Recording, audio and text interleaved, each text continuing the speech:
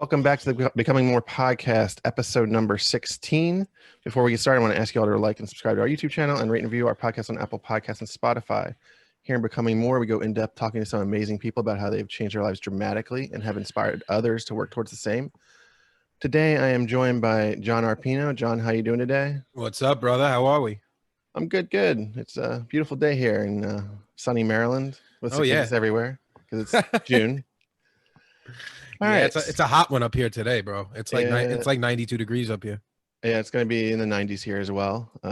Very hot. And today's the day I decided to go to like an outdoor thing, so I'll be sweating my ass off. Nice. Yeah. So, John, to start every episode, I like to ask each guest, what is the bottom line of your journey? Because John said so. The bottom line of my journey, simply put, is you could do anything that you set your mind to, but you have to totally believe that you're capable of doing anything. So the minute that you stop believing in yourself is the minute you stop progressing. So constantly and always believe in yourself to the truest potential that you have. Because John said so. Because John said so. Yeah. All right, cool. So I usually like to say like how we know each other. I think we met in the last year. Brett tried to pick me up in a bar once. That's how we know each other. I did. You know, it was a little hard. He physically tried to pick me up in a bar once. just you know, I tried to do it when you were 510 pounds. Yeah, you know. Yeah, we met on Accountable Life Group because of that. I actually followed you. I followed you a while ago before that, but then it was like, you know, really got to know each other through that, right. Doing your calls and stuff. So before we get any further, why don't you talk about Accountable Life Group a little bit, so that way you can get it in, and we don't wait till the end and when nobody. Get your shit in, pal. Get your shit in, pal. Yeah. So the Accountable Life Group started about a year ago, a little over a year now. Basically, my partner David and I, fit_D-Rock, we did a podcast together. We liked each other's vibes so much that we figured we'd join forces like the Mega Powers and basically create a community off of, you know, Instagram, off of Facebook, you know, your standard social media, to bring people with like-minded goals together to kind of lean on each other, help each other out, and kind of push each other forward. You know, we have a podcast which you all can listen to. The Accountable Life Group podcast comes out every Friday, Cheap Pop. And yeah, I mean, it's been awesome, dude. Like when we really put our mind to it, I did not think that it would grow to as big as it has. AccountableLifeGroup.com has over 250 active members every single day. And we have almost 60 podcast episodes. We do, like I said, we do one a week, and it's been a lot of fun. It's been extremely cathartic. And I just love to see the progression in everyone in this community. And if I could be a small little bit of a piece of a reason why they progress forward a little bit, then, you know, my job is done. So that's, you know, the, just an overview of the Accountable Life Group. Awesome. And yeah, definitely check it out, because I've been part of it, and I'm a little busier these days with you know, child, so I'm not on it as often, but it's a good time. It's a good community. Yeah, it's a good vibe. Yep. All right, so now going back, I like to start where, like, kind of how we all started in childhood. I don't like to focus on it too much, but, you know, just kind of get an idea where you were at and how you progressed to the point where you needed to make a change. So would you say you were like heavy growing up? I was heavy from as long back as I can remember, man. I was an obese child. I was an obese, you know, teenager, young adult, obese adult. I don't really have any real memories of me not being an overweight kid and struggling with my weight or being made fun of because of my weight. It was just always a thing, you know. I was an athletic kid. I played, you know, one season of Pee Wee football. Then it was too much for my asthma. I couldn't keep up with the kids. I played T-ball for a couple of seasons, and then that was really it. And then, you know, when I got into middle school, my asthma and my weight had become such a problem that the school literally took me out of gym class. And instead of doing, you know, regular PE, I was put on like a medical leave. So like if you used to like break a bone in high school and you could do PE, they like make you do book reports instead. So I was just constantly doing book reports on different athletes, different professional wrestlers, just whatever, and doing these stupid quizzes in the library while everyone else was playing field hockey, basketball, whatever. So, yeah, I mean, that was really my childhood. My childhood was really just spent hanging out with the adults at the kid parties, watching a lot of wrestling, and being cooped away in my room because there was really nothing for me to do outside, and my asthma and allergies were so bad that, you know, I kind of put myself in a bubble. So. Yeah. Wow. So because your asthma and allergies were so bad because like you couldn't like run, like it would just you'd have the attacks, right? Yeah, I would have an attack. You know, my breathing would just become uncontrollable, and then I would end up in the hospital for 2 weeks at a clip. Mm-hmm. Yeah, I had a friend when I was growing up, like 3rd to 6th grade before he moved away. He had it really bad like that, like where he couldn't do anything, although he was skinny as fuck. Like he was skinny as shit, and but he because so he always had like the night, like he had the most. This is the early to mid 90s. He had the most modern computer. He was the first person with like with like 56K modem, which was a big thing back then, which you probably don't know. But yeah, you're like high speed all the way. 56K was like awesome. Like waiting for when I was in high school, I used to do some web design for money, like because nobody knew how to do it really.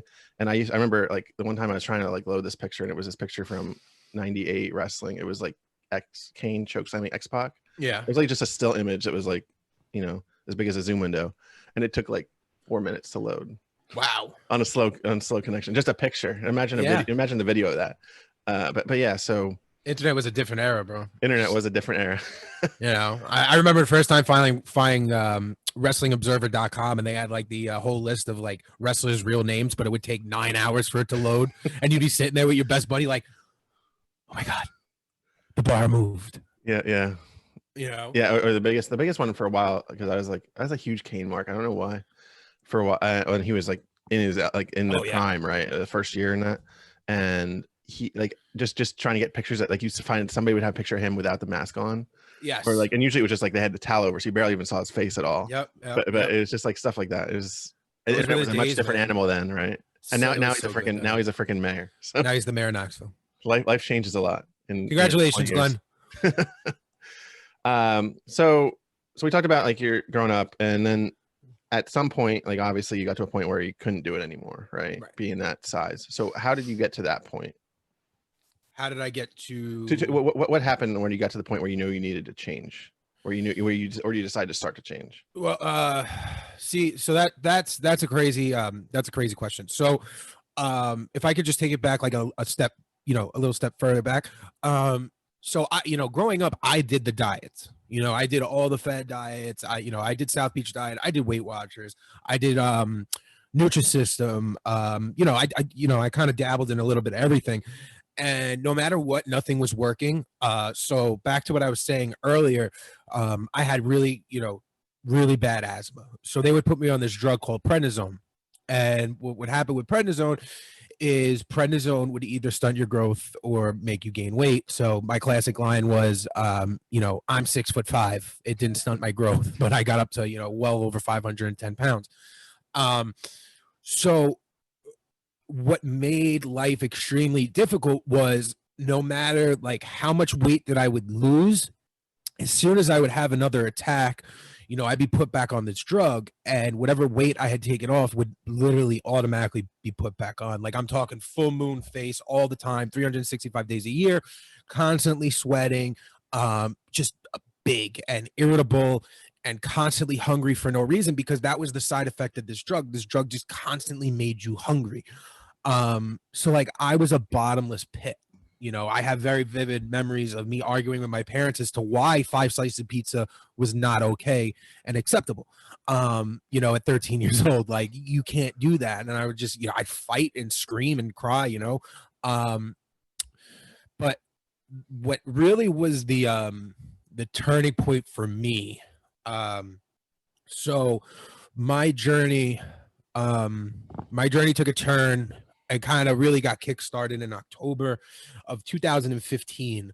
I had lost my grandmother February of that year, and I had gone into a really dark depression. So I put on a ton of weight between February and October, just like a huge amount of weight. And I don't know if you remember. You definitely remember. That was the year that the Mets kind of did amazing. You know, went to that World Series thing and whatnot. But you know, we'll get to that in a second. So I put on a ton of weight. And I remember the Mets were in the playoffs. They were playing the Dodgers. This is the fuck Chase Utley game. I'm sorry. I don't even know if I can curse on here, so I apologize, but I did it anyway. You can, but I like to say it, make it count. Okay. Well, there you go. So it was that game. All right. And I was getting ready to watch the playoffs with my dad. And I had like a cold at the time. And, you know, being sick and having a cold was like really dangerous for me back then because that just meant an asthma attack was right around the corner. So I decided to put a little bit of Vicks Vapor Rub on my chest, which I've done a bajillion times before that. It's nothing new. And then when I did that, all of a sudden my lungs just locked up, like boom, just I was done. I remember my dad was like walking past the doorway of my room because we were getting ready to go watch the game. And I just could make out the words call an ambulance. And that's really just like the most of the vivid memory from that. And then, you know, I remember going into my living room. I couldn't breathe. I stopped breathing. And there was like a second there where I like looked into the mirror in my living room and I'm like, you did it. Like you effed up. Like you're about to die in front of everybody in your house right now. Like, way to go, buddy. Like, you're 22 years old. Your life is over. So I'm sitting there struggling to breathe, waiting for an ambulance to come, and paramedics show up. And lo and behold, no one on the scene is ALS certified. So if you don't know what ALS certification is, they couldn't administer epinephrine. Epinephrine is a pure shot of adrenaline and EpiPen, and it would have gotten me stable enough for them to, you know, get me to a hospital and whatever. So they put me on a stretcher, and mind you, a stretcher when you're 510 pounds is not a stretcher; it's a chair. It's just a big old yellow chair. So they put me onto this yellow chair, and they're trying to like squeeze me out of my front door, which was probably a comedy act within itself.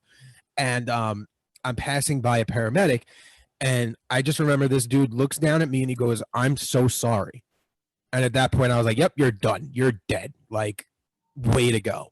So they put me in the back of this ambulance, and I'm floating in and out of consciousness, and I'm staring at this clock on the doorway of the ambulance, and I'm just praying to God and praying to everybody out there. And I'm just like, you know, please just give me one more chance. You know, if you do this, I'll make it up. Like, please, please, please, please, please. Like, I don't want to die.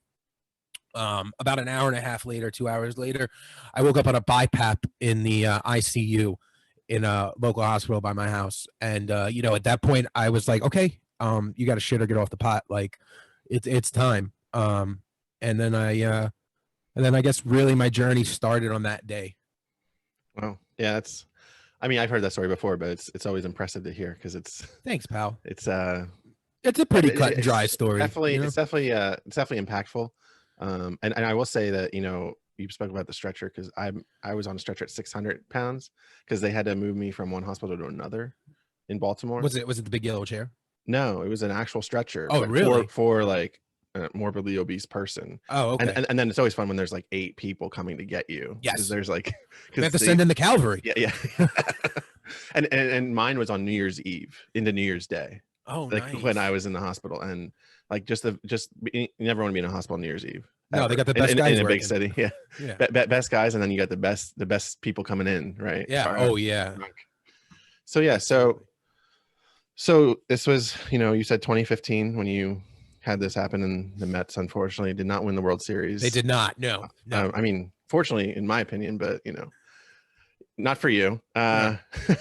So after that, you know, what how did you progress then to make, because you woke up, like how did you decide to attack this? So that's a story that takes me to a really crazy place. So at that point I knew I had to do something. It was just a matter of, well, what can I do with this size, and what can I do because of this asthma, because that was really the deciding factor of whether this was going to work or not, right? Because I couldn't do much of anything exertive without having an asthma attack, and with having an asthma attack getting put back on the prednisone. You know, it's a nasty cycle that I couldn't break.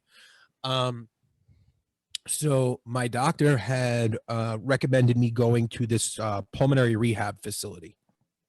And this was a place for like older folks who had just had car crashes, just suffered from a stroke, heart attack, whatever. They would go there, kind of get their life a little bit back together so they could be, released into the free world, if you will, like kind of just getting them back on track. Mm-hmm. So this was literally in the top of an office building. And it was a stationary bike, 3 treadmills, a couple of little like circuit training things, and resistance bands. Like, it was nothing crazy, right? Mm-hmm. And then this like little area in the back where they would like make you do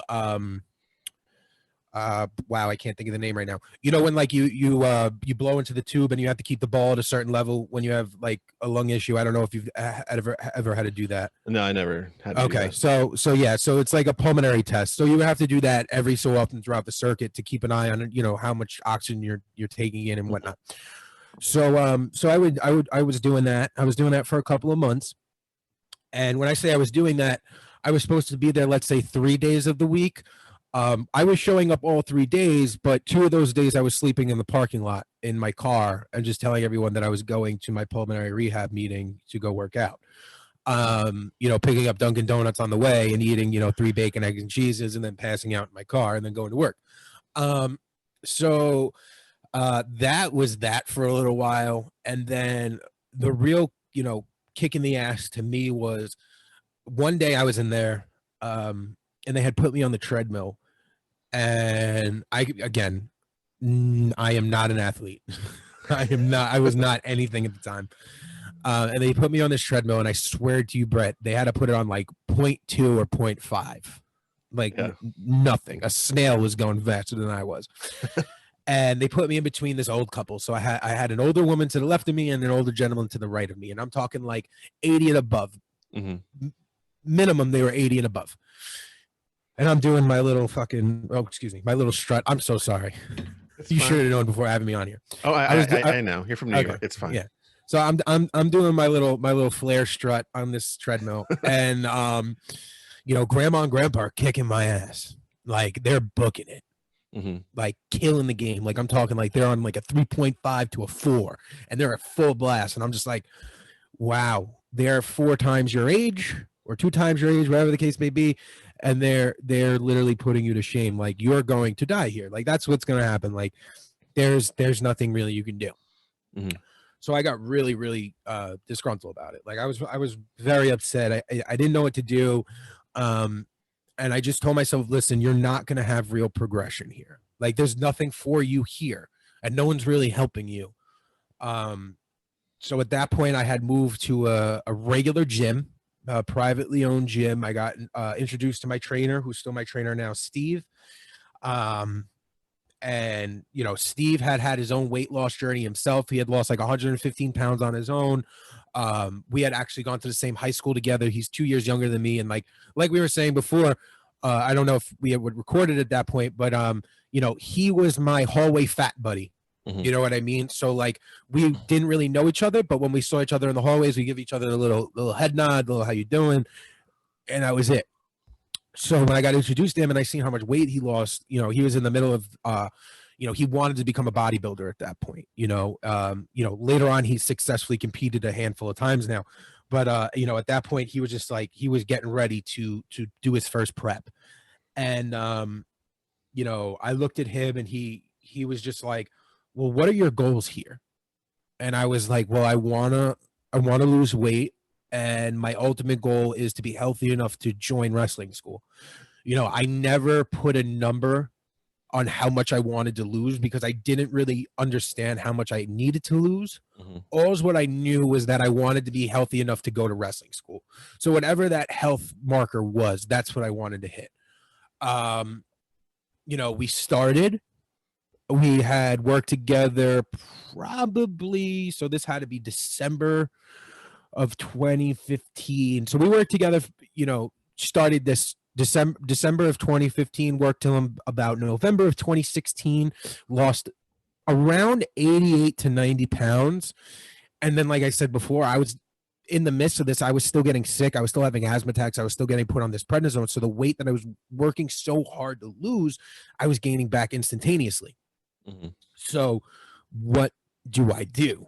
You know, I'm not sustaining this weight loss and it's not my fault. I'm following the meal plan. I'm working hard. I'm working out. I'm working out 6 to 7 days a week. And I've never been in a gym before. You know what I mean? Like I'm seriously working my tail off. At that point, I had a conversation with my doctor and he was like, hey, listen, for your health, you know, for this to be successful, you know, I think that you should really look into gastric sleeve surgery. You know, you should have the bariatric surgery. It'll put you in the right direction. It'll kickstart your journey. You know, you've proven already that you can lose weight. You know, and the insurance companies will pick it up because you have the record of you lose, you know, at this point you've lost weight on your own. So when I was like 13 years old, you know, I had an asthma attack. I was in the hospital, I was in ICU. They had walked in, the bariatric unit at the time had walked into my room and kind of handed me a pamphlet on gastric sleeve surgery. So just to put in perspective, I'm 22 right now. I'm talking from when I'm 22, but when I was 13, you know, they tried to have this conversation with me. So I remember back then reading the pamphlet and looking at my grandmother at the time because she was alive and being like, hey, I think that I should do this. And of course, old school Italian grandmother, you know, you need to die the same way you came into this earth. They can't take anything out of your body, blah, blah, blah, blah, blah, blah. Not fully understanding, you know, why I needed this and how this would help me and, you know, XYZ. But also we knew a lot of people, you know, within our family and friends of family that had bariatric surgery when it was still fairly new. And they would be very successful at first and then they would put back on all the weight. You know, so I had never really proven to my family that I could lose weight and sustain a weight loss. So they didn't want me to go for this surgery and then, you know, take the weight off and then, you know, put it back on eventually. You know, they didn't want me to be a failure. And they didn't really believe in the fact that I could do it, which is fine. You know, my track record proved that I really couldn't. But I remember keeping that pamphlet and taking it home and obviously really reading up on everything that I could at the time about gastric sleeve, because in the back of my mind, I knew one day when I could make decisions in my own life, this was probably the route that I would have to take, you know, just subconsciously, you know. So now fast forward to 22, my doctor's having this conversation with me. My grandmother had passed already, obviously. And having this conversation with my parents was extremely hard. Because again, they didn't really get it, you know. Finally, you know, my dad agreed to come with me down to a consultation to go see a bariatric surgeon. We had the conversation and we really got the ball rolling. So I had gastric sleeve November 14th, 2016. And I lost 278 pounds to date. Like, and that's amazing. And that's, I always like to bring up it's another tool that you can use, right? Yeah. That's totally what it is. Because it's, I mean, when I was in the hospital in 2016, right, or 2017, I guess it was, because it was January, which was like 6 weeks after you got your sleeve done. You know, they came in my room and tossed me the pamphlet, right? And I thought about it for a while, and then it eventually just got to the point, because I didn't have any other conditions other than, well, I was on blood thinners for a while, but you know, once I actually started trying and losing weight, I was like, I'll just keep doing this for now, right? Because it's been working. But there's like all these tools. You can take the tools that you have and that are available to you, and it's how you use them. Like you said, like you knew a lot of people that had bariatric surgery and then had gained it back. Yeah. And like in my hometown, like people that I knew that had it, same thing. Like they had it, and or like some people had it like later in life, and then like they looked like so worn down, like they're like they lost all like in their face, like they just looked like they were worn out. And I don't know what it was from exactly, but a lot of them gained not all, maybe not all their way back, but a significant portion. Yeah, absolutely. You know, by the time I gotten my surgery, I only knew of one other person around my age who had ever had it. And it was a girl that I went to high school with. And we weren't, you know, particularly close. Like my friend group kind of ran into her friend group at parties a handful of times, you know, like we had that one mutual friend that would bring us all together. And, you know, if that friend wasn't around, then I never saw this other group of people. And I remember finding out, because she wasn't like super open about what she did, which whatever. So I remember finding out, and then, you know, at a party one night, turning around to her and being like, hey, like, you got the sleeve, right? And she was just like, yeah. Why? And I was like, I'm going to go get it. And she was like, oh my God, that's so amazing, blah, blah, blah, blah. Take my number, you know, whatever you need to know, whatever information, because she was really on the money with it. Like, she was doing really, really well. She had it, kept the weight, you know, kept the weight off, was still losing, blah, blah, blah. So any questions that I had, she was nice enough to answer, you know, because coming from a over 500-pound lifestyle, and, you know, someone telling you, hey, we're going to take out, you know, 2/3 of your stomach, the first question that pops into your mind, because you're so addicted to food, is, well, how much am I going to be able to eat? And how long am I going to have to eat that little bit? And that right there is something that will make people not ever do the surgery, period, because they think that, you know, you're never going to get accustomed to that lifestyle. You're so addicted to food. Well, I still want to be able to have 5 slices of pizza if I want to. You should never want to have 5 slices of pizza, but I get it. You know, was that your equivalent of the David voice when he? Yeah, it was actually. That was David's voice. Yes. Thank you for pointing that out. Yeah, that's the first and only time I've ever attempted to do a David voice, I think, and I think I hit the nail on the head there, bud. But anyway, so 5 slices of pizza. Now, don't get me wrong. I was nervous as shit. You know, like super nervous, so addicted to food. Italian background. Like, I always point that out on podcasts. But like, if you're not Italian, and this is not an ethnic thing, but it is an ethnic thing at the same time, like, you're not understanding. Italians eat to eat. Like, Italians eat when they're bored, when they're happy, when they're sad, when someone dies, when someone's born, when someone sneezes, we eat. And it's not just like, oh, I'm going to make a little sandwich. No, it's a 5-course meal all the time, all the trimmings, all the pasta, all the salad, all the meat, all the dessert, all the coffee. It's a show. It's a show. Okay.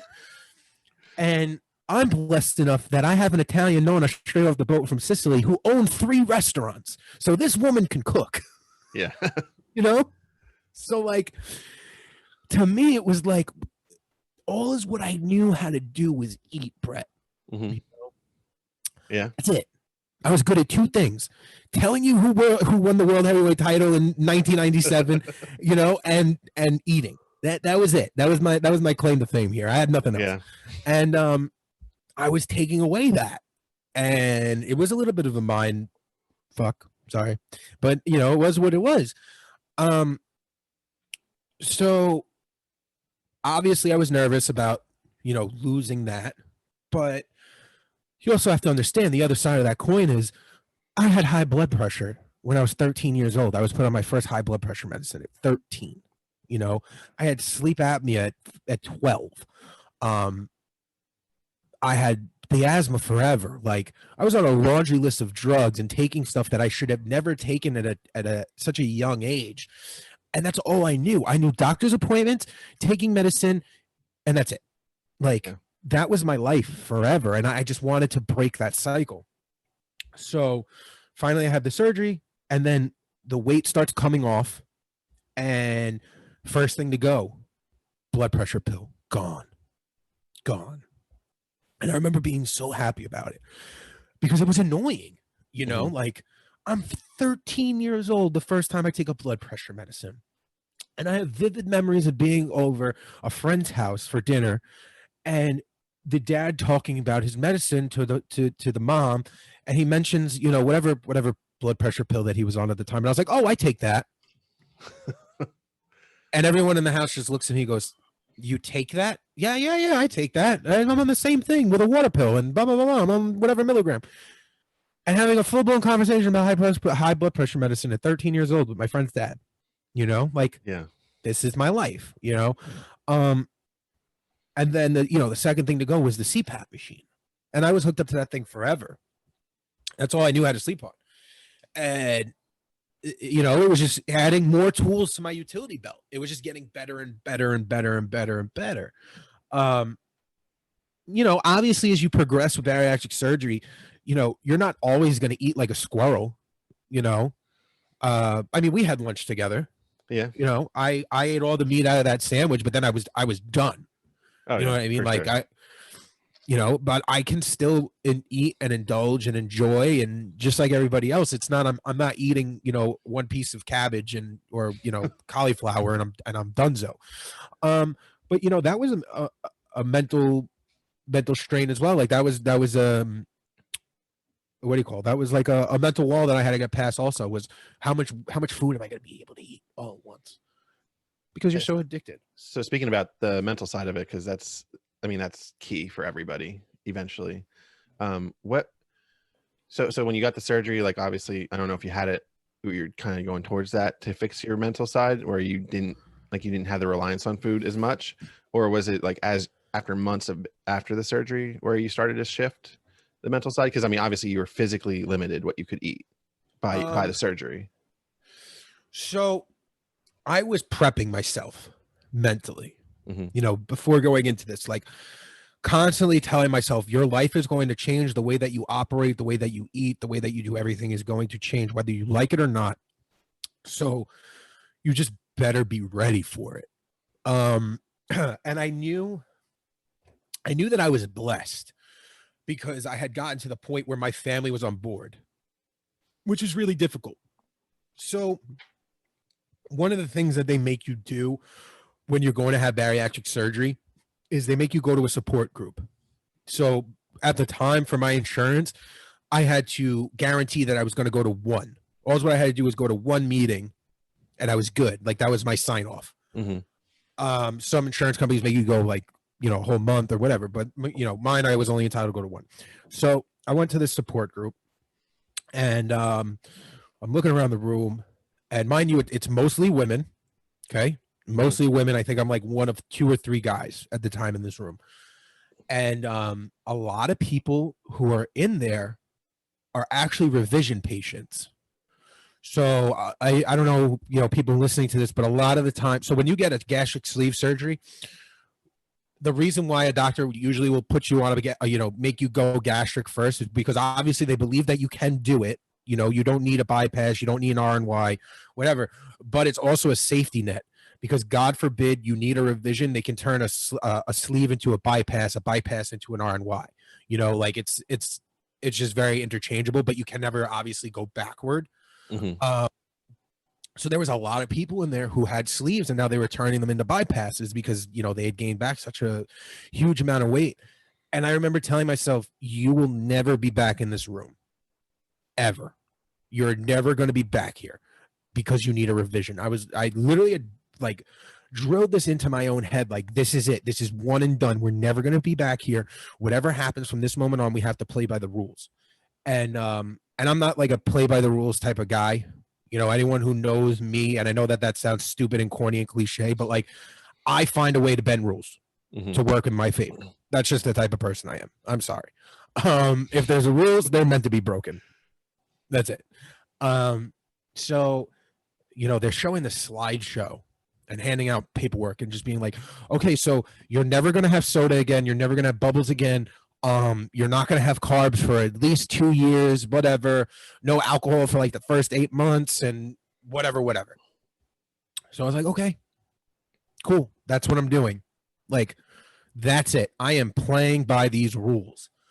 And the more that I stuck to the rules, the better it was going to be. So I gave myself no other option but to be mentally ready for this. Because I knew that my whole life was going to change. Like this wasn't, oh, I broke a leg and now I need to go get a cast. This was they're taking out 2/3 of your stomach and this is a major life decision that you're doing. So don't be an idiot. You know, like you either want it or you don't type of deal. And I tell people all the time, like getting gastric sleeve surgery did more for my mental than it did my physical. Because again, you can eat through a sleeve. If you really want to, if your head's not in the game, you could gain back all the weight. But when you want it and you play by those rules, it's going to do amazing things for you. So I gave myself no other option. And I remember vividly waking up, you know, the following couple of days and just, well, at first not knowing what to do with myself because I was just so used to eating, you know. I remember that first day waking up and being like, okay, what do I do now? Like, We're not hungry. I've never not been hungry before, and I'm not supposed to eat anything but mushed blended food. So like, there's no going into the refrigerator and grabbing anything at this point. So I kind of just put myself in that mind frame of, this is what you have to do, because if not, you're going to make yourself very miserable and your life is going to be miserable. So, that's how I dealt with the mental end of it. Yeah. And a lot of times people like, because I have friends that I've kind of coached a little bit that want to lose, obviously not, they don't want to lose as much as I did, but they have like 100 pounds and they have a goal they want to hit. Right. And a lot of times like they'll start with, well, what food can't I have? And I was like, you got to get your mind away from the word can't. And I was like, you got to go to can't have it versus don't want it. Right. Because like so much of it is like, if I don't want it, like that's not like saying you can't. Because if you say can't, you're going to be like, you're going to say can't until you say I can't have that. Right. You can have whatever you want. Yeah. You know what I mean? It's do you want it in this moment of time?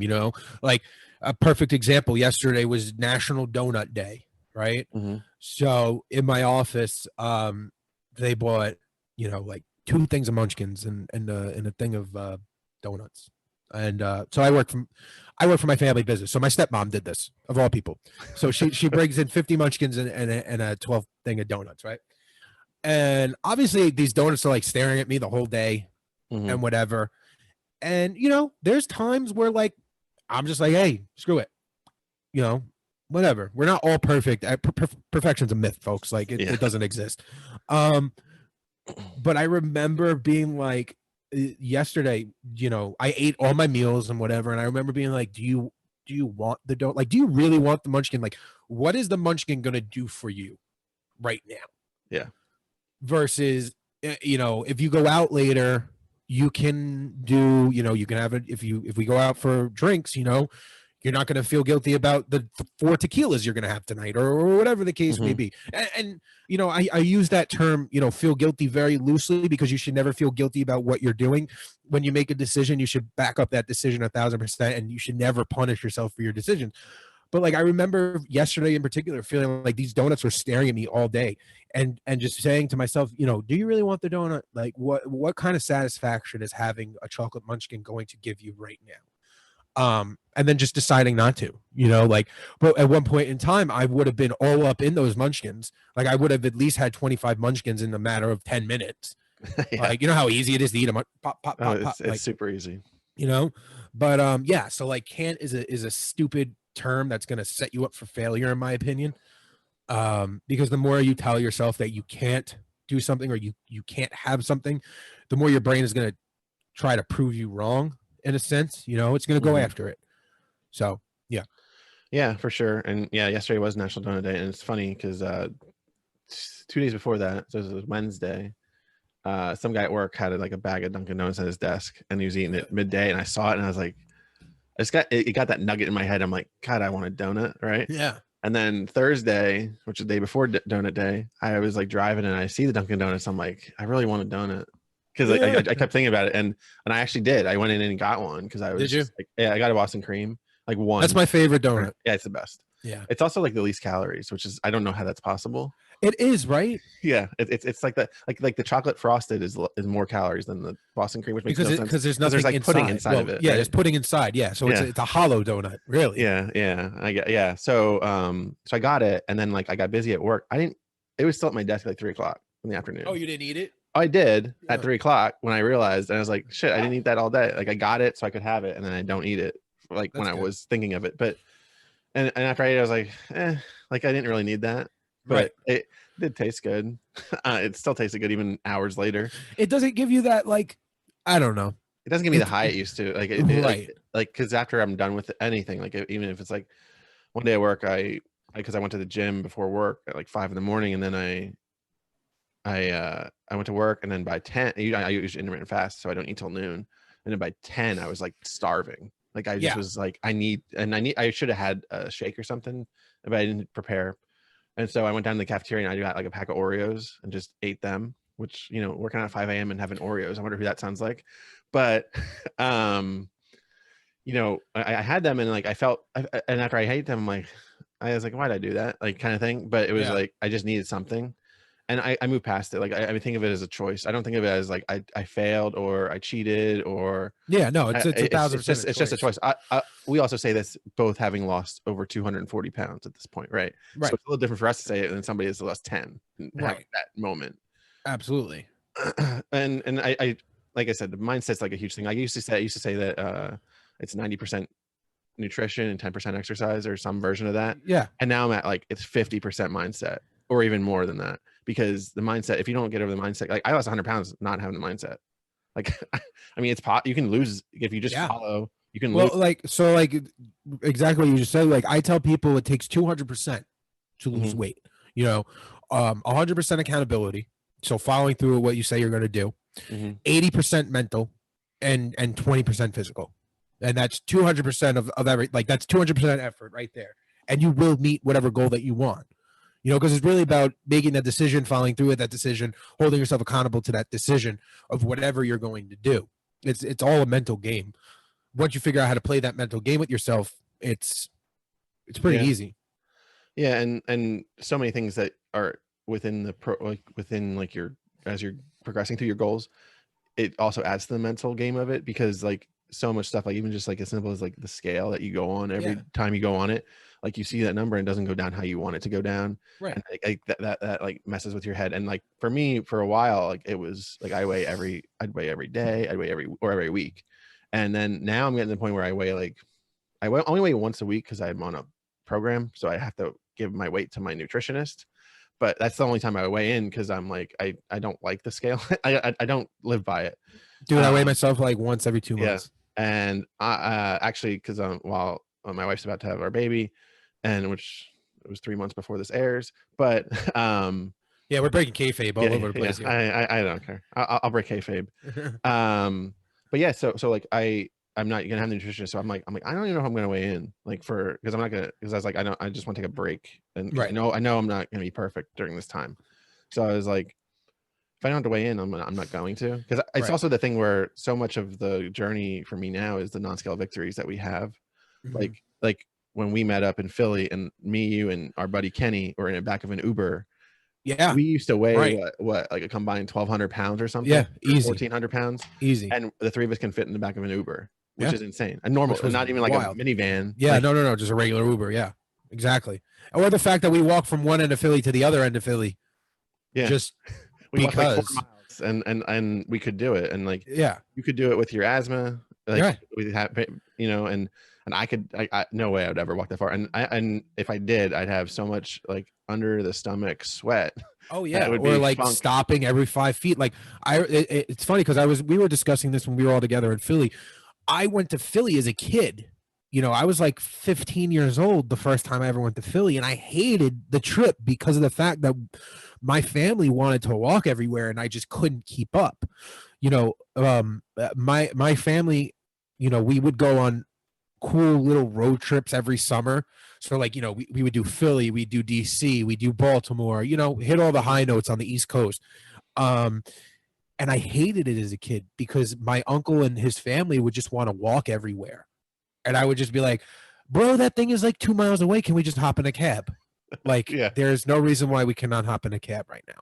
And I'd be so miserable. But now I'm just like, I had this conversation with him recently, and I'm just like, can we please redo all the trips that we did as a kid? Because I would actually like to go back and walk around and enjoy it. Like, I want to go to DC again so bad and actually enjoy walking the mall and not be cursing out my uncle and my dad under my breath the whole day. Like, yeah. I actually walked the mall after I was like 120 or 130 down. I went to Cherry Blossoms like in 2019, and in 2020 I always couldn't go. In 2021 I'm still not gonna go either. But I went, and I was down a good amount, and I felt a lot better because I could actually walk it. Right. I actually wouldn't go to DC because I've lived in Baltimore since 2012, and I hadn't gone. Up to that point, I'd gone to DC like 4 times. Because I just was like, I don't want to walk. I don't want to I don't want to pay to park, and I don't want to like all the hassles, and then going on the metro. And the metro seats are small, and like it was just like it's a combination of things. So I would never go to DC. And so we decided to go, but on weekends it's easier to find parking and cheaper parking. So we went and we drove down and all that, and then walked around the mall, did the whole thing, And we got to the end, and like we went from like the Jefferson Memorial, where the kind of where you start, on all the way to Lincoln Memorial, right? Walked around the reflecting pool, got to the Lincoln Memorial, to the steps, and I was just like totally spent. Like I was done. Like, and I still had like a good amount of like I hadn't had my surgery, to cut away some excess skin, so I had that flap, and like you'd always hear it clap, and it got sweaty and stank. Like I felt off. I felt like gross. Right. And so we get there, and my wife had never been up the steps to the Lincoln Memorial, like inside, and I had when I was a kid. So I was like, oh, you go, I'll just stay here, because I was just like totally spent. And this is even after losing. I was probably around 500 then, right? So I'd lost 115 or so, and like I was like, and when we left, like we got an Uber back to our car, because I was like, we ain't walking. Yeah. And because I was already over, like I was almost 20,000 steps at that point. So when we got back, I was like, man, I as we were driving home, I'm like, I wish I would have gone up it, because like I didn't, and like I remember not being able to go up the art museum steps in Philly, like the Rocky steps, like we did for so long, like because it just was too much. And like so this was March of 2019. December, go back, I was in DC for a conference for work, and I wasn't even near there, but I like drove over, parked on a bridge, because at night you can park on the bridges. And I parked on the bridge, and I walked over to the Lincoln Memorial. Like I was right there. Like I didn't have to walk through the whole mall. And I was like, I'm going up these fucking steps. And I went up those steps. I took a selfie in front of the Lincoln Memorial. I have like a photo of the mall, like pretty much empty, because it was like 9 or 10 p.m. And I was like, all right, I felt a lot better about it, because I did what I couldn't do before. Yeah, and it wasn't even like a big, it was just for me. Like I might have posted on social media, but I didn't really have a following, so I wasn't doing it like to show everybody how to, do stuff. But it was for me, and that's how most of my journey is for me. It's for me, but like it's so gratifying when you can do that, and you can like recreate, you can go back to places you went before, and like you can do it. And so like, you talking about like your uncle, like going back and doing these trips again and walking, and even saying that, like when you would see people like walking and running like for leisure, like when you oh god, you're like, who are these psychos? Yeah, like what are you doing? Like, but yeah, that's why like when we met up in Philly, that's why that trip was so important to me, because it was so, like you mentioned the art museum before, and the Rocky Stairs. When I was in Philly, the first time I was ever in Philly, I couldn't do those stairs. Like I just put it in my head that I was not walking those stairs, period. Now, I think at the time, how long has the Rocky statue been on the bottom? At least the last 10 to 15 years. Okay, so yeah, so I believe so. The Rocky statue might have still been at the bottom when I was there, because I vividly remember seeing the Rocky statue. So it couldn't have been on the top, because I was not walking it. So when we walked from Reading Terminal Market all the way to the art museum, and then up those stairs, and we jogged those stairs, I was on top of the world. Like I know that maybe I really didn't show it, but like on the inside, I was popping. Like I was like marking the hell out. Like I was so happy, because 12, 13, 14-year-old JR was at the bottom of those stairs looking at everybody go up. Yeah. And looking at my siblings, my sister and my cousins all do the stairs, and then I'd be at the bottom eating a Mr. Softy, like, like I didn't want to do it, Yeah. So it's everything that I do in life is kind of like a little bit of a redemption tour. And I like it. I love it that way. I want to be able to do all the stuff that I couldn't do once before. And I think that that's like the most cathartic and the biggest blessing of all about this journey. It's not about following. It's not about, comments. It's not about likes. It's like just being able to do what you couldn't do when you were at your worst, Yeah. And like, so when I was at the Rocky Steps in like 2012, we had organized, like we had friends here, and like a lot of transplants from different places. Like we have a friend from California, from Florida. So like they were used to, they never had cities so close together. So like we went up to Philly for, I set up this, like we went out to all these sites in Philly, and like the Rocky Steps was one of them. And when we went up, like I went up like the first, like to the first platform as you're going up. And then I stopped, because I was already winded at that point. And I don't know what I weighed then. I probably was in the 5s, but like they went all the way up, all the way. And like some of them ran full blast. And I was just like, yeah, that's nice. And I'll tell you, like, so I went to the art museum. I was in Philly about 3 weeks before we were. Right. Philly, And that was the first time I went up the Rocky Steps again, or ever. I never went up them as far as I can remember. Yeah. And when I went up there, like I was like that, like you were saying, like so ecstatic, like just like so proud of it, because you don't like you missed out on so much of your life. Yeah, you didn't even realize. Like, you try to make it sound like, oh, you know, I'm not gonna let my weight dictate my life, but it does. Yeah, it always does. Always does. And I remember jogging up those stairs when we were there, and then getting to the top and being like, was it always this easy? Like, yeah, not even to sound like a heel or anything, but like, there's no way, you know. Like I still remember, like I remember the pain of being winded. I remember the pain of being heavy, like the pains in my legs and all that. But like breezing up those stairs and then getting to the top, I was like, was it always this easy? Like, there's no way that it could have been this easy. But yeah. It's really crazy when you look at it that way, because so much of it seems so hard. Like a flight of stairs seemed hard, right? Like I mean, so in my house I have a split level house, so like each floor is like 6 or 7 steps between them. And when I go from the basement to do wash and take it all the way up, I'd like be huffing and puffing. Now I can do it no problem, right? Just because you start to change you get in the habit of exercising regularly, and you don't, and then you don't have all this excess weight. So it's crazy how easy it is once you actually do make the change and the effort to be better. All right, cool. So we have been talking about like the journey, and what I wanted to get into was, I like to talk about everybody about an interest. I know yours is pro wrestling, right? And it also kind of ties to because you talked about wrestling school. So what I want to start with is like your interest as a fan, and then move to the school part, and becoming a pro wrestler and all that. So like, what was like when you were a kid, like what was the first like instance that you remember of being into pro wrestling? Like, was there a certain wrestler that you liked the best, or was there like any moment that you can remember from like the first one? Yeah, so I've been a wrestling fan forever, like probably since birth. And you're gonna sit there and be like, well, how are you? So my grandfather had a friend who was involved in the wrestling industry for a really long time. This guy, Professor Elliott, he worked for the WWF whenever they came up to MSG back in the 80s and the 90s. And he used to get my grandfather all the old promo pictures. He used to get him signatures, whatever. And, you know, when I was a kid, I spent a big majority of my time with my mom's parents, because both my parents worked when I was a kid, and both my dad's parents worked when I was a kid. So my mom's mom didn't work, so she would watch me in the daytime, and then I would hang out with her and my papa at night. And so he was the wrestling fan.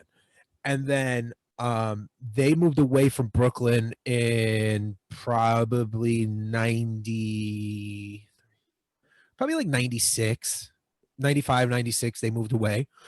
So when they moved away, they moved to Florida. So we would go to Florida a lot when I was a kid. So we would watch a lot of WCW together. You know, WCW obviously was on all the major networks. It was on TNT, TBS at the time. And Hogan had jumped over to WCW in '94. And Hogan was always like my favorite wrestler. You know, I had gotten really into wrestling. Like I was a channel, you know, I would during the Monday Night Wars, I was a WCW kid. You know, I love Southern wrestling. You know, like what WWF was putting on in the early 90s, I wasn't really into. I wasn't into the cartoon stuff. Like Doink the Clown was cool, but like other than that, I really wasn't into it. And then during the Attitude Era, I would bounce back and forth between Nitro and Raw. But Hogan was like God to me. And I don't know if it was just like the over-the-top personality, the promos. You know, he was a heel in 96. Oh, no, 96. Yeah, 96, right? Yeah. Passion Beach 96. Yeah, so 96, they finally turned him heel. So, like, I really grew up with a heel Hogan. You know, like, NWO was running wild. And I was hooked. Like, good guy versus bad guy. The bad guy was the cool guy now, because we're in the middle of the 90s and like it's cool to be bad now. And just the over the top personalities, like the women, the camaraderie, the promos, just the grittiness, just all of it. And I was hooked, and I just was eating and breathing and just everything wrestling. And you know, my grandfather was really into it. He had old tapes. My cousin was a tape trader, you know, in Florida. So I'm watching all the old territories. I'm watching Japanese stuff. I'm watching ECW stuff at 2:00 in the morning. Like, I was hooked. And, you know, you didn't have to really, there was no physicality as a fan for wrestling. You know what I mean? Like, it was sit down on a couch and watch wrestling. So I could do that. I didn't have to be active. You know, and I had my little clique of wrestling friends as a kid. You know, we'd all go over each other's houses and watch, you know, wrestling, whatever. But like, my family was very supportive of my wrestling addiction because it was like the only thing that I could really be into. So like, my grandparents would buy me action figure after action figure after action figure. You know, my dad would religiously order me every pay-per-view growing up. And then, you know, in the 90s, in New York, we had the hot boxes. So like, I don't know. We had them too. Yeah. So like, we weren't paying for pay-per-views. They were just on. So I was watching every single pay-per-view. I was buying every home video, Coliseum home video, WCW home video, like everything. And, you know, when I was a kid, you know, I knew so much, vast amount of knowledge because I became obsessed with the sport. I would tell people, yeah, one day I'm going to be a wrestler or one day I'm going to be a manager. But I would really, you know, it was not really I wanted to be a manager. It was always one day I'm going to get healthy enough to be a wrestler, you know, because it wasn't, I knew I couldn't physically do it. That wasn't, you know, but yeah, from a small kid to, you know, well into my teenage years, you know, well, what do you want to do? Well, you know, eventually I want to get in a wrestling ring. It's going to happen. So, you know, that was me growing up with wrestling. Yes. So mine was Sting in the '89 Bash. Okay. It was like my first memory because I was like 5. Right. And then I actually got out of watching it for a long time because I think it was the cartoony time. Yes. And it was mostly WWF. And I just said Sting, but you know, it was mostly WWF in Philly area. And then I didn't get back into it till summer '98. Okay. And it was because I was watching ESPN. Like it must have been like, it was right before it was like midsummer. So it's baseball all the time. And I see it's the Goldberg streak thing. Right. Okay. Yeah. And I'm like, and I was like, I know who Hulk Hogan was. So I was like Hogan. And then I saw this guy and he just like looked intense. Like, and so, because when did you ever see pro wrestling on Sports Center? Right. And so I was like, all right. So I tuned in to the Nitro when he won the belt from Hogan. And I was like, I liked it because it was different. It was not like the cartoony stuff I remember. It was gritty, yeah. Yeah, and because I had friends that would watch the and I'd be at their house and they'd watch it. And I'm like, like I wasn't into it. Like Doink the Clown and you know, all the gimmicks that Vince had in the '90s. Repo Man, and just everything else. And then I was like, and then the next night or the next week I flipped between the two because I knew this was WWF. So I just flipped on Raw, and it was, you know, it was the Austin stuff. Yeah. It was the Austin show, right? Yeah. So I'm like, this is great too. And so I'm like flipping back and forth. And that summer, like I just got invested back in. So I like went back to, I did research when there wasn't really much research you could do. So it was like finding it on the internet in '98. Yeah, which is not even the internet, but yeah. And so I go back, I started going back and I went to like 95, like late 95-ish. And I just went to Blockbuster every week. Me too. And I'd go get like, I'd figure out the progression of when stuff happened. Yeah. And I just, even though I knew what happened, but I wanted to see how it happened. And I would rent like three each weekend. Yep. And then I just caught up. And by the end of that summer, like I was pretty knowledgeable about it all. And like, I was caught up, and we didn't get pay-per-views that often because we didn't have the hot box then, but man, it was just like, it was the peak of the business, right? People say the '80s, but I'm like, nothing. No, the attitude era, 90, 97, 98. So yeah. So if you had to say, because you asked me this on your podcast, so I'm gonna ask you, who are your top 3? Top 3 wrestlers of all time. Yeah, we can go 4. Go Mount Rushmore. All right. Yeah. All right. I'll do Mount Rushmore. Hogan, Flair, Sting, Taker. Nice. I guess you want to know mine now. I guess so. So mine's Sting, Shawn Michaels, Stone Cold, and Flair. because I like Flair's Flair's promos are just insane. Yeah, Flair's late 80s promos, Mid Atlantic Championship Wrestling, NWA, just those are works of art. I don't care. Like, and I quote one of the few tapes like tapes or DVDs I actually bought like on eBay is one for him because I got a Flair for the Gold from '83, and which is his peak really. And but then like when you even go in WCW when he gets crazy and he starts like cutting promos in his boxers in the middle in his of the boxer ring. briefs, yeah. And he's just absolutely insane. And then I actually met him once, but he was met him also. But he was like not. It was one of those where you don't want to meet your heroes kind of moments because he wasn't into it. Like he wasn't into like it was an autograph signing. Yeah, but he just was like really like not Ric Flair. Really? Yeah, he was not on. At that. So when did you meet him? 2015 or 16. Oh wow, that's crazy. So I met him the same year.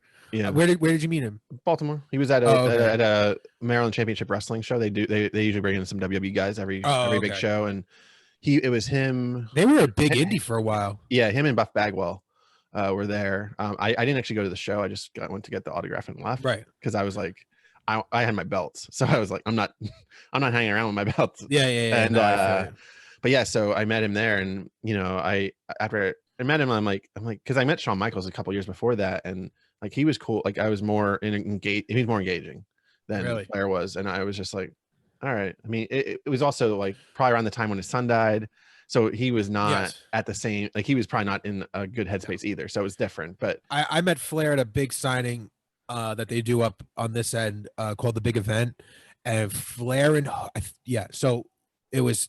The first year that I went, it was Flair was the headliner. Second year I went, it was Hogan was the headliner. Mm. So I might have them reversed, but whatever.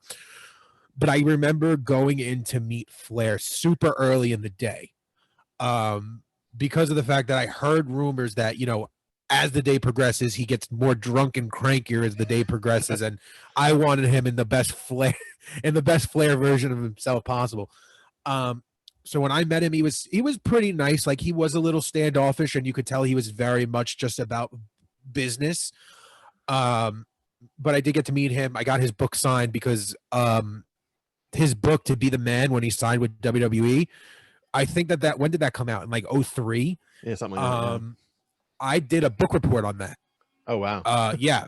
Because we had to do an autobiography on an athlete. And I'm just like, well, who's the best athlete in the world? It's obviously the 16-time world champion. Like, yeah, come on. So I had his book signed To Be the Man, and he bullshitted for like 2 seconds, and it was, on to the next person.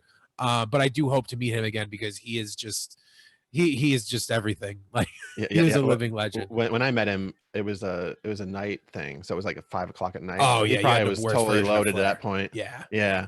But yeah, so it's interesting when you meet them because you only see like the only ones I've seen in person were them two, and then once I was on a flight with the Bella twins. Oh really? Yeah, I was coming from Oakland to Baltimore, and Raw had Baltimore the next night. Oh cool. So and I was on the flight and I saw them like. It was a Southwest flight, and it's just weird because they're on Southwest. So I'm waiting. I'm there early. I always get there super early for flights, and I'm sitting there, and I see these people come in, and like they just stand there in the they're in the line because they had like the suit, like they had the A-list or whatever, right? So they're like standing there, and I'm like, I look up and I'm like, do I know these? Like they looked familiar, and I was like, how do I? And then it clicked after like about 3 minutes of just like kind of looking at them, and I was like, that's the Bella twins. So I took a picture, and then I sent to some of my wrestling friends, and then they're like, oh, you gotta go talk to them. I'm like, no. Yeah. It was just one of those things where I'm like they probably get hounded everywhere they go. Yeah. And they weren't getting hounded by anybody in the Oakland airport. So I was like, I'm just gonna go. And honestly, it's not something I really cared that much about. But as soon as we landed, and I saw they had to wait, they had checked their bags, and when they were getting their bags in Baltimore, picture after picture after picture. Oh yeah, I'm sure. Because I'm sure people were waiting in the airport for the wrestlers showing up too, because it's on the next night. But it's just a different world too, because like you see that and you're like, man. And when I went to WrestleMania the one year in Dallas, I was in the airport and I saw like Bully Ray. Okay. He was, but I've always heard things about him being standoffish. So I was like, I'm not gonna go up to him. But I just saw him, and I saw him in Velvet Sky, and then I saw a couple others while I was there. But I'm also just not like. I kind of like get that people are also want private lives, and like honestly, what's a picture of Bully Ray going to do for me? Like it's not like I have a picture of Ric Flair, I have a picture with Shawn Michaels, like those are like idols of mine. Like he's not quite at the same level for me, right? Right. No, 1,000%. I totally agree. Hogan would be a cool one to get. I have a Hogan. Yeah, I had to have a Hogan. Yeah. I had to have a Hogan. Yeah, I want another Hogan though. Like also, I want to do it again. Also, if you could ever get The Rock somewhere, like that's the one I would love to have. Or Austin. Yeah. Or because I also have the Winged Eagle belt, and I'm like, I need Stone Cold's signature on it, because I have a Shawn Michaels and I have Ric Flair on each end. On the Winged Eagle? Yeah. And I'm like, I want Stone Cold or Stone Cold and Hogan would be great, but but it's Stone Cold never does sign, like almost never does anything like that. No. So nope, it's almost impossible now. Yeah. So we talked about the fandom and marked over the attitude era a little bit. So you said you wanted to go to wrestling school. So how did that happen? Like, I'm guessing you lost, like when you hit at least 200 lost, or was it earlier than that? Oh, again, always wanted to do it, right? Mm-hmm. Like, I remember in middle school, me and my best friend at the time put together like a backyard wrestling federation, mm-hmm. And like I was the booker, and like I was just booking matches and like super into it, whatever. Like we were just being reckless and stupid, and just I wasn't really doing much because I couldn't really do anything, but I was booking and I was just having the time of my life. I thought I was Vince McMahon in middle school. So I always really wanted to do it. So fast forward now, it's 2014. I had started working in the nightclub industry. Like I was really, really big in nightlife. And I was a club promoter, and I was doing a spot at the time called Bridgeview. And one of our bartenders was Zack Ryder's best friend, the Big O. I don't know if you remember the Big O from Z Long Island Story or whatever. I don't remember him. No. Big friend. Big juice head friend. So me and Adam had hit it off. Wait, juice heads in wrestling? Yeah. So whatever. So me and Adam had hit it off, right? And because I knew who he was, and I wasn't like, he wasn't worth marking out over, if that made mm-hmm. sense. Like, and I was just talking to him as a person. Like, as much as he wanted me to mark out over him, I was just not giving him the benefit of the doubt. But I would hang out at his bar because he was hooking me up with drinks, and we would casually talk wrestling, even though like he verbatim had told me, oh, growing up, I wasn't really a wrestling fan. So I had lost respect for him at that point. Like that's just what it was. But he was working for a local indie by me called NYWC. And then NYWC had produced talent like Zack Ryder, Kurt Hawkins, Trent Beretta, it was Mikey Whipwreck's school from ECW. So like big names were involved with the school, and big names were coming out of the school. Matt Stryker was there all the time. He was a trainer at the time there. So, I had been talking with Adam, Big O, and he was just like, why don't you start selling tickets for me? So I was like, all right, I'm a club promoter. I know everything about selling tickets, whatever. I was like, if this is what's going to break me into the business, brother, then here I am, right? So I shot. Right, exactly. So I started going to shows. I started selling tickets for the promotion, and no one in the promotion really knew who I was at the time, other than Adam. I was bringing in his merch for him. My cousin was extremely close to him. They were neighbors, so like my cousin was working out with him and working out with Zack Ryder. I had never met Ryder before though, and whatever. So I was going to shows, and then he had won the belt, and I think the night that he won and the NYWC title was Bull James, who's my trainer, one of my best friends in the whole wide world. Now, I think that was his last night on the Indies. He had just signed to WWE, NXT at the time, which NXT wasn't even born yet. It wasn't even like a figment in anyone's imagination at this point. So, after every single show, they would all go to a bar that sponsored, the company, and all the boys would drink. And I was like 20. at the time. Like I still wasn't even legal to drink, but yet I was a huge club promoter. I was drinking everywhere and whatever. And I walk into this bar because I looked like 35 at the time. I was, so overweight, whatever. You were like the Blake Bortles of pro wrestling. Yeah, exactly. Yep. So, so I walk into this bar that I had no business being in. And for those that don't know who Bill James is like 6'2", 345 pounds, stocky, big dude, right? And he was really, really athletic, like extremely, extremely athletic. And just watching him on the indies, because I didn't know who he was at the time, but like, going to these shows up to the point where then he got signed, I had, become a bit of a mark for him. Like, he was what I envisioned myself to be if I could get into the ring. He was super athletic. He could talk on the microphone. He was tough. He was this, he was that. And I was like, fuck, I want to be this guy. So just to interject, like when I saw him on NXT, I liked him a lot because I was like he looks kind of like me, kind of exactly. Like, right. And it's too bad it didn't work out, but it happens. Right. But I just really liked him because I was like, it's not like the stereotypical bodybuilder build that you see in WWE or the athletic little guys that they've adopted recently. Yes. No, like he was the guy I was connecting with, because everybody, if you're a fan of anything, there's a reason why you're connecting with that person. You see a little bit of yourself 99% of the time in that person. So, so now here I am in this bar. He had just signed to NXT. It was his last show. He, the next morning he's flying out to Florida. They're moving him to Florida, whatever. So I walk up to him in this bar. He's drinking a Bud Light, and I'm just like, hey, how are you? My name is John, blah, blah, blah. I'm friends with Adam. And he just kind of peeks his head up to me and he goes, what do you want? Okay. So this is how this conversation started. So I was just like, hey man, I got to know, like, how do you do it? Like you're so big, but you're so light on your feet. Like, you just roll with the punches, like, but you're a big dude. Like you're a big dude like me. Like how the hell do you do this and like still keep up and not keel over and die? And he literally took a sip of his drink and he goes, you just do it. And that was it. And I was like, okay, you just do it. Cool. I say my goodbyes. I take a picture with Jerry Lynn because Jerry Lynn was there that night, and I get out of the bar. And then I got the bug now. Like I have the wrestling bug. And I'm just like to all my friends, I'm going to do this.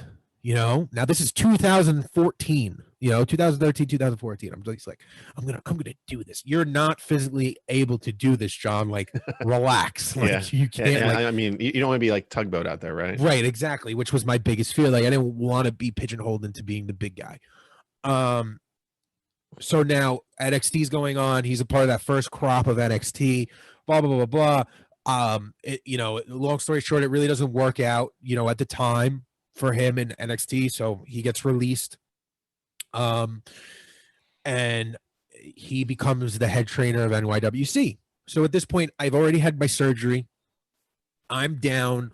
I think I hit the 200-pound mark, and I'll never forget. It was Labor Day weekend, and 2018, maybe something like that. 2017, 2018, maybe.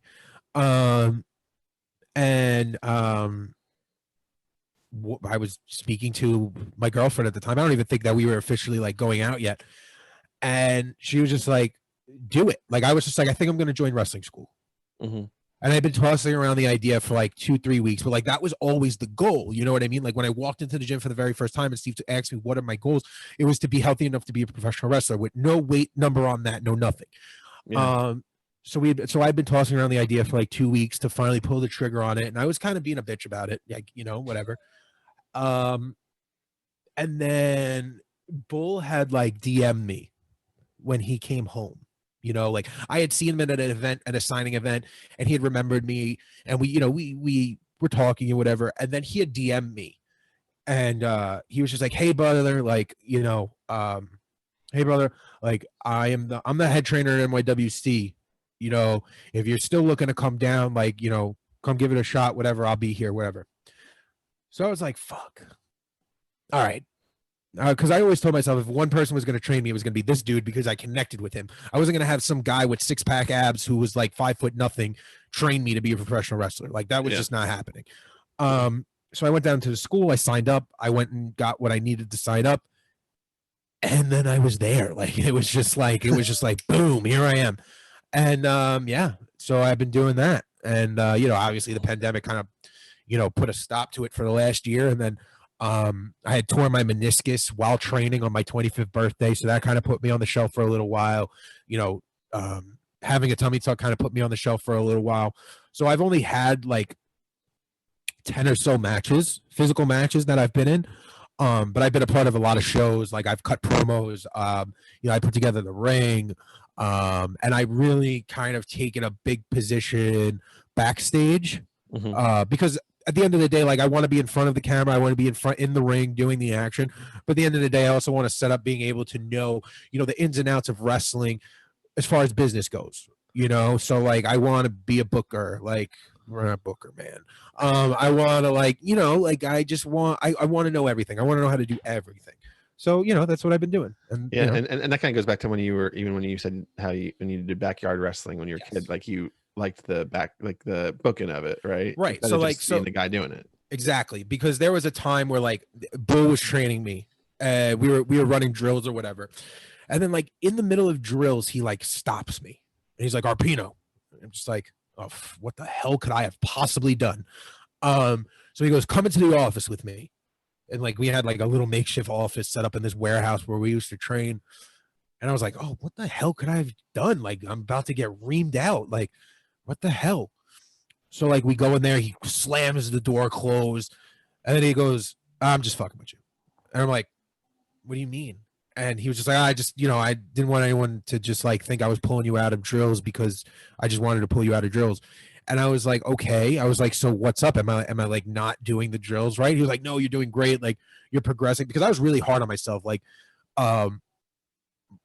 there's a lot more to wrestling than just learning how to take a bump or like throw a clothesline or learn how to give a suplex. Like when you start, like you do like forward rolls, like it's like gymnastics. Like you do forward rolls, you do back rolls, you know, you learn how to do all this stuff. And like for like the first 6 months I was there, I couldn't do a forward roll to save my life. You know what I mean? Because I've never done anything like that forever. So I thought he was really taking me into the office to cut me. Like, listen, kid, like this isn't working out. Like, whatever. We don't want to keep taking your money, blah, blah, blah. But that really wasn't the case. It was more, he was like, hey, listen, he was like, I see a lot of potential in you.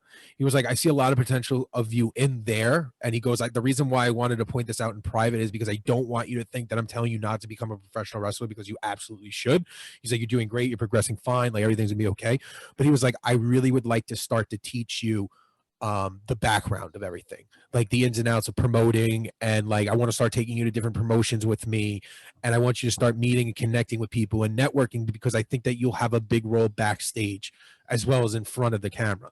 And I was just like, yeah, that's exactly what I want to do. Like, yes, I that's what I want. And, you know, ever since then, it's just like, I'm his shadow basically. And, you know, not like the old, like, oh, that's the young boy. Like the first show that I ever went with him, you know, like I drove and we drove to Pennsylvania for a booking, and we got out of the car and like I went to go take his bags out of the car because that's what you do. You know, like that's how I grew up. Like you're a young boy, you're a greenhorn, you take the vet stuff and you carry the bags forever.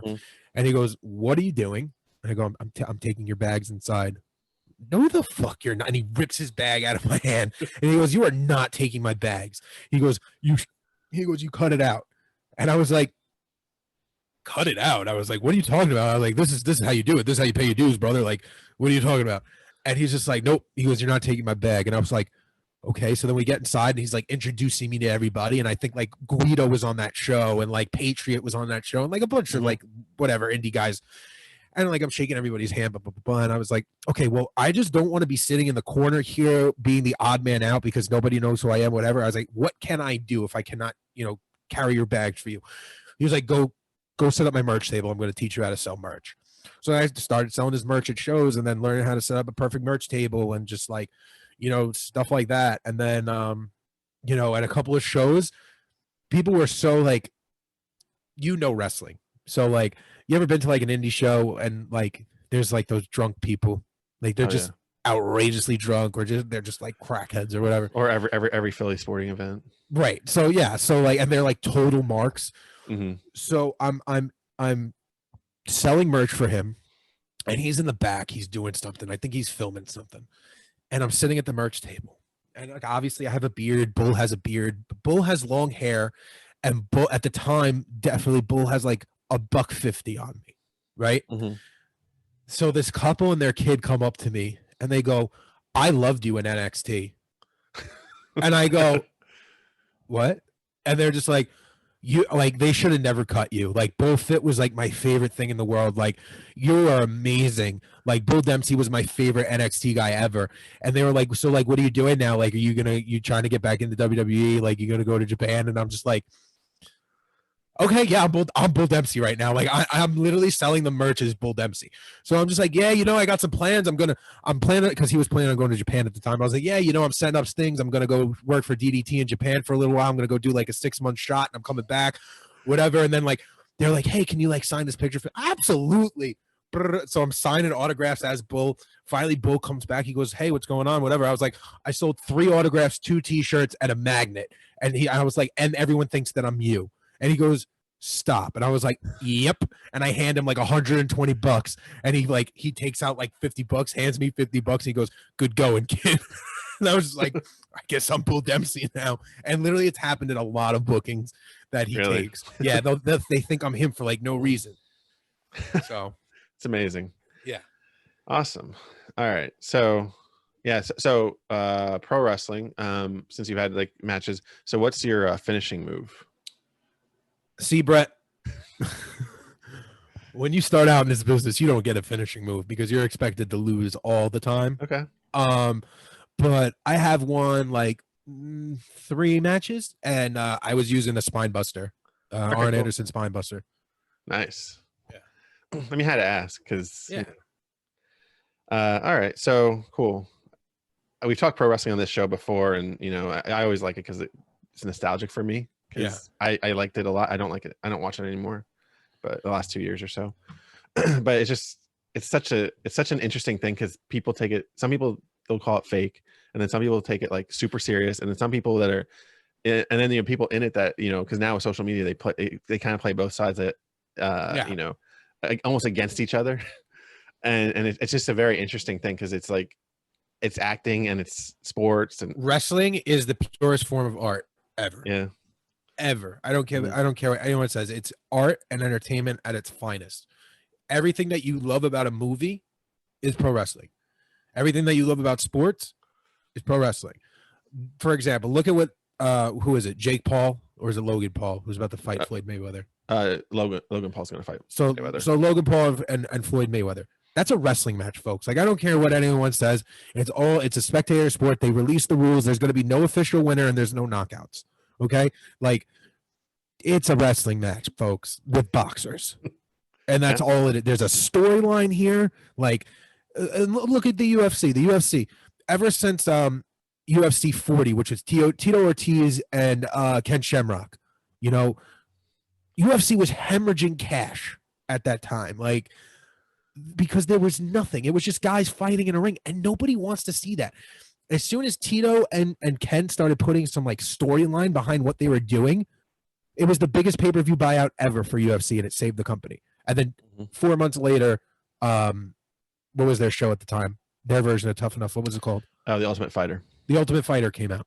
Yeah. You know what I mean? Like, you look at any Conor McGregor fight, there's a storyline in it. It's wrestling. They're working, folks. I mean, he's basically got a Ric Flair vibe going. Yeah. With his promos that he does. For a real fight, right? Yeah. Mm-hmm. Yeah. So yeah, it's definitely all right. Cool. So kind of transitioning here to the end, I like to do this segment called Brett's Corner, but I guess today we'll call it Double T's Corner. Double T. You did give me my only nickname ever because I never had one. That's Double T, baby. Ain't he great? Ain't he great? That's BRE double T. Ain't he great? All right. So I always ask 5 questions and they're different. So here you go. Okay. Number 1, what movie, TV show, or event are you most excited for in the coming year? Oh, Many Saints in Newark. I like it. The Sopranos movie that's supposed to come out. Prequel. Yeah, I'm currently on season 5 of Sopranos. Are you? Yeah, I am. I'm slowly getting there. by the time that comes out on HBO in September, I'll be done. Yeah, I'm looking forward to that a lot. Yeah, I don't know.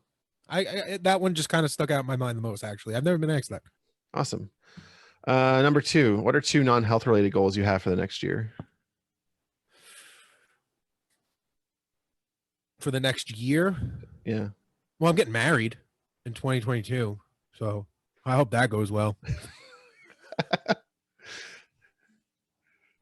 Yeah. I'm supposed to get but I guess it's kind of health though. Like I'm supposed to get a revision on my tummy tuck. So that. Okay.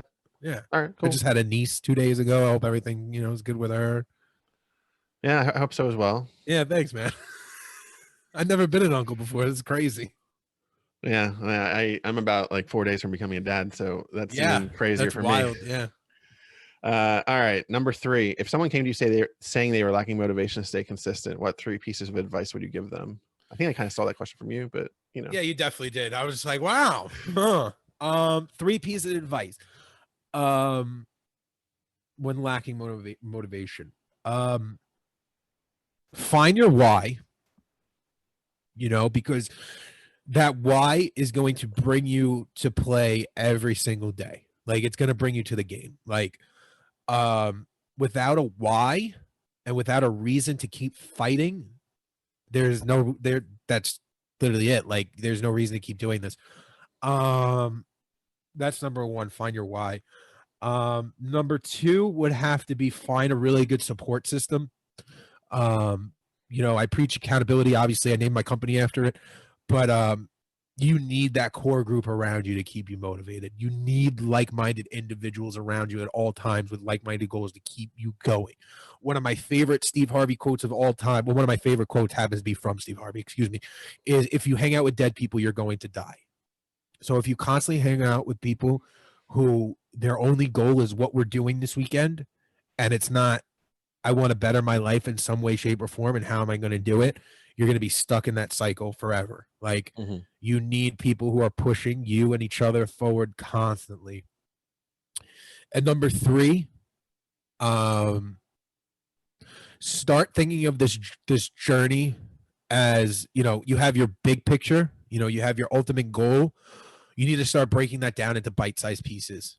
Everyone's always worried about, how to get from point A to point Z, but they forget about point A to B, point B to C, point C to D, and even like point A to point A1, and that's something that I call the gains in between. Like, yeah, losing 250 pounds, that's awesome. Lose 10 pounds. You know what I mean? Like, think how awesome that's going to feel. Everyone's like, oh, I can't wait to fit into for example, the biggest I ever was a size 6 XLT, right? And constantly I was always like, oh, I can't wait to be an XL. But like, think about going from a 6 XLT to a 5 XLT. Like that little bit was so much. And it felt amazing. So start worrying about the gains in between, because the gains in between is really what's going to take you there. Yeah, for sure. I like it. Because especially once you get past that, like 4 XLT, then you can start buying stuff in normal stores. Right. Exactly. All right. So question number 4, what have you discovered about yourself during your journey or transformation that surprised you the most?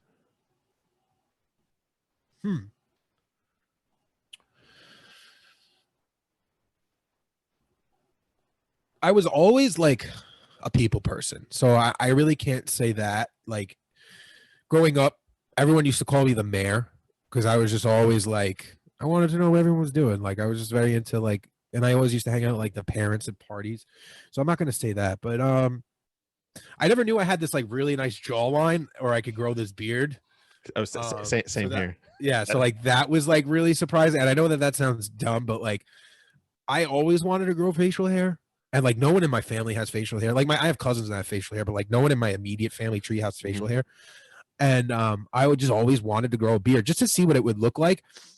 And then like I could never grow facial hair when I was heavy. Like I would get little stubbles and I would get that like the gross neck beard, and my neck was like down here at the time. You could tell by my turkey neck, but like it was just so hard to grow a full beard and 2 a connecting beard. Like it just looked like sprinkles on my face every time like I tried to grow a beard. So I guess that, like, I had no idea that my jawline would be like so nice and stuff. I feel like that's a stupid one, but yeah, we'll go with that. It works, right? Especially because like I know for me, like I use this part right here on video. Right here, it's even like kind of a little fade. It's I always had trouble growing in there, but it slowly happens once you start losing real estate. Yeah. All right. So question number 5. It's my favorite question, by the way. If in 150 years science fails to save us and all that is left is a book about your life, what would the title be and what would the blurb tell us about John? Definitely be called The Gainz in Between.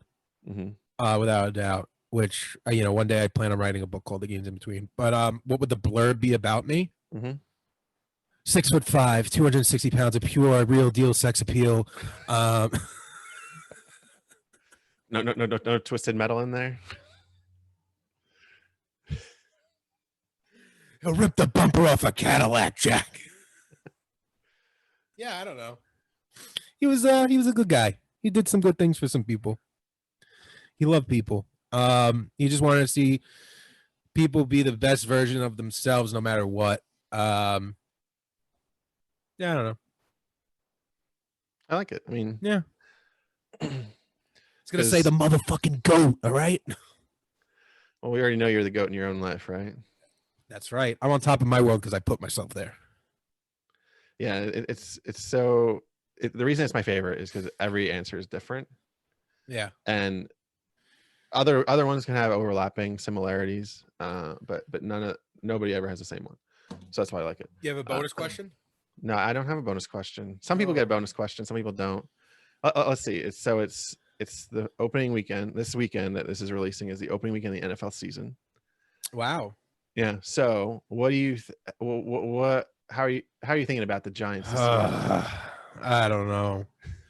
This season is really like shit or get off the pot for Danny Dimes. Like, oh, for sure. And I'm pretty sure he's gonna like get off the pot and leave New York. I think so too. Yeah. Like, I really have not been a supporter of his since we signed him. Yeah. And he's got the forever meme of him getting tackled by the Eagles football field. Forever. Yeah. No, it's just gonna last forever. He's like a carbon copy of like a lesser Eli Manning. Because I loved Eli. You could not love Eli being from New York, but I don't know, man. Like, we gave this kid the weapons. Like, we definitely gave him weapons. So we'll see what happens. If we win 8 games, I'll be really surprised, but we'll see. Yeah, I'm kind of I mean, it's put up or shut up time for him, and yeah. I mean, there was that rumor that Aaron Rodgers really wants to come to New York. So, like, I would love to see him do like a Kurt Warner situation and kind of take this kid under his wing, but it's not going to happen. Yeah. I know it's not going to happen. Yeah, every town that just needs the quarterback is saying, "Oh, Aaron Rodgers is coming here." Like San Francisco also is like, "Oh, Aaron Rodgers can come here too because he's from San Francisco." And yeah, but there was supposedly like a real life phone call. Yeah. So I don't know. I just can't see Aaron Rodgers in blue and white. Me neither. I'll puke. Yeah, I don't know. Yeah, so it'll be an interesting season. I think division's kind of Dallas's to lose at this point. Oh yeah. I mean, it just depends how they play. Their defense is awful though, so who knows? I think it's going to just be a battle of the Giants and the Eagles this season, as far as our division goes. I mean, that's what it mostly is anyway. For what? For first? Yeah. You don't think Dallas will be there? I don't think so. I don't know. I don't like Prescott. Yeah. Well, I don't know. He plays really well.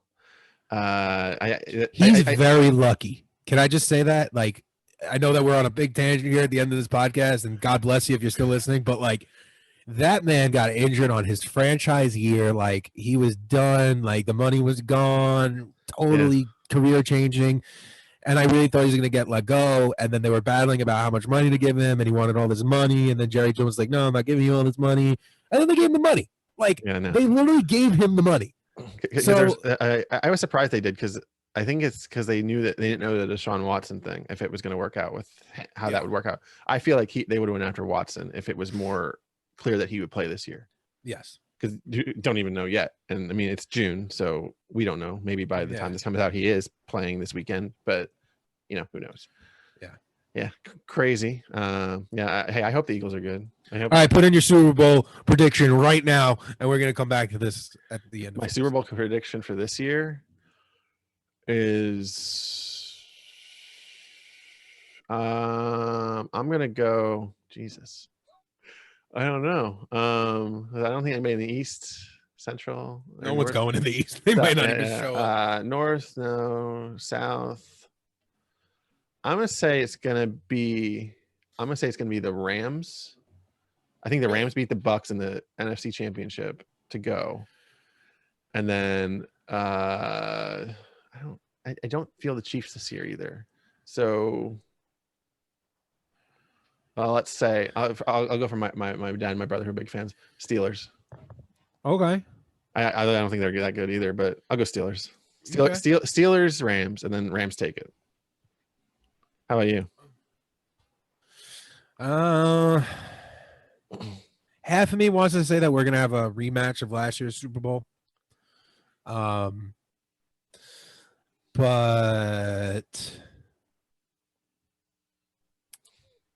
I don't know, man. Let's say I like your Rams pick.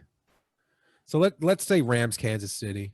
Okay, that's fair. Yeah, because Rams. I mean, Rams are also a put up or shut up time for a lot of their players. Because I mean, I know they just got Stafford, but that whole system, if it doesn't produce soon, they made one Super Bowl, but they totally shit the bed. So that they won against Tennessee Titans. I remember that Super Bowl like it was yesterday. Oh no, I meant the Rams Patriots. Oh, like 2 years ago, 3 years ago, whatever it was. Yeah.